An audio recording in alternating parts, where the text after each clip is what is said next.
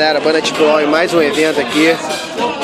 Hoje vai tocar aqui no Lagoa Rock, frente da lagoa, de frente pra praia. Manda um abraço aí. A hug, big hug. Estamos aqui numa estrutura muito bacana, aqui ansioso para mais uma apresentação. Na verdade a gente já tocou nesse evento.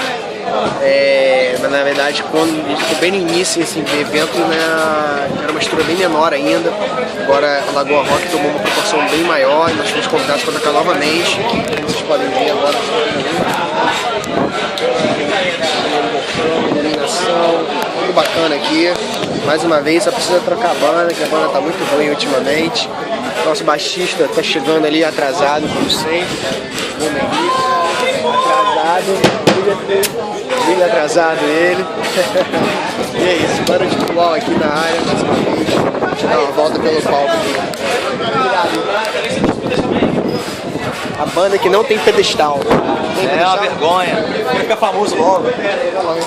Entra na fila, que essa fila é grande pra caramba. Uai, dá um depoimento aí, banda Chico Luau aí. Porra, Tipo Luau é do caralho. É por isso que Tipo Luau tá aqui no Lagoa Rock, brother.